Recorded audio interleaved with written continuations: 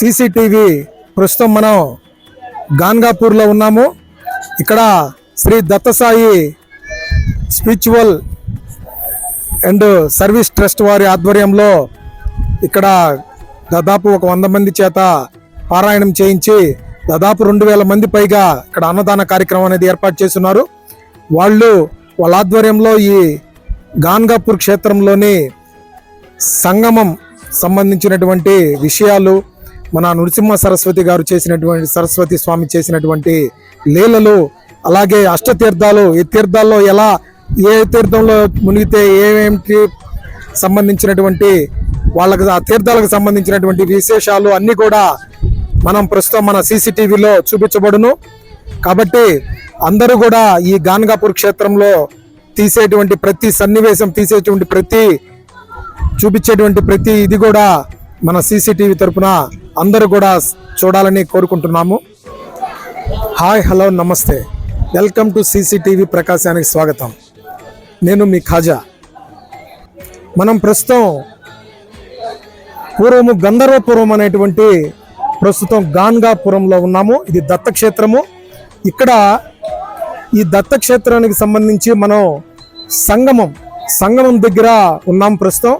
అయితే ఇప్పుడు ఇక్కడ ఈ సంగమంలో తీర్థాలు ఉన్నాయి, అష్టతీర్థాలు. ఆ తీర్థాలకు సంబంధించి మనకి ఇక్కడ శ్రీ దత్తసాయి మంగా భరద్వాజ మాస్టర్ గారి ఆశ్రమం నుండి మన సార్ గారు వచ్చి ఉన్నారు. వాళ్ళతో మాట్లాడి ఈ తీర్థానికి సంబంధించిన పూర్తి విశేషాలు, అసలు ఇక్కడ ఇది ఏ తీర్థంలో స్నానం చేస్తే ఎటువంటి లాభాలు పొందుతాయి భక్తులు అనేటువంటిది ఆయన క్షుణ్ణంగా మనకు చెప్పడానికి ఇక్కడికి వచ్చి ఉన్నారు.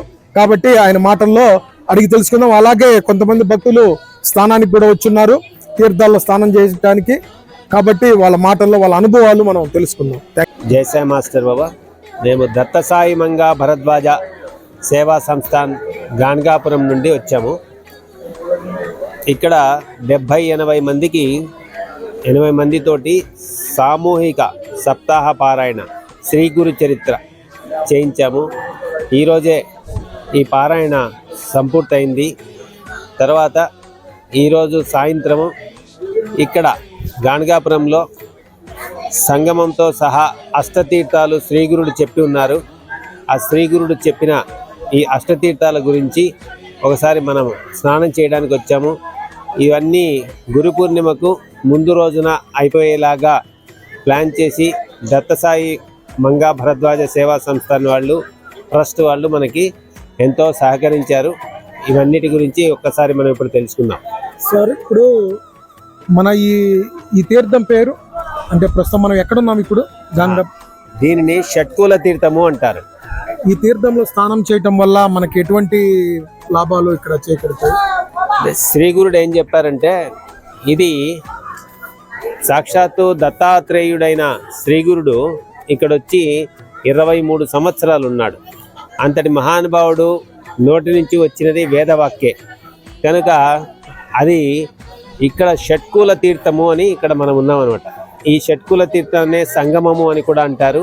ఈ సంగమము భీమా అమరజ నది రెండు నదులు కలిసి ఉత్తర దిక్కుగా ప్రవహిస్తుంది. 2 నదులు ఉత్తర దిక్కుగా ప్రవహిస్తే అది ఎంతో పుణ్యప్రదమని శ్రీగురుడు యొక్క వచనం. కాబట్టి ఇది ఎంతో పుణ్యప్రదమైంది. అది కాకుండా 2 కలిసి ఉత్తర వాహిని అయ్యే చోట కాశీ ప్రకటమైంది అని కూడా చెప్తారు. కాబట్టి కాశీలో స్నానం చేసినంత ఫలితమే కాకుండా త్రివేణి సంగమంతో సమానమైనది ఈ షట్కుల తీర్థం అని చెప్పారు. అందుకే మా భక్తులతోటి ఈరోజు ఇక్కడ స్నానం చేయించడానికి వచ్చాము. జై సాయి మాస్టర్. ఓకే అండి, మన షట్కుల తీర్థం గురించి చాలా విపులంగా చెప్పారు. ఈరోజు ఈ పుణ్య దంపతులు ఇద్దరు కూడా మన ఈ షట్కుల తీర్థంలో స్నానం చేయడానికి సిద్ధమై ఉన్నారు. కాబట్టి వాళ్ళు స్నానం ఆచరించే విధానం మనం చూపిద్దాం.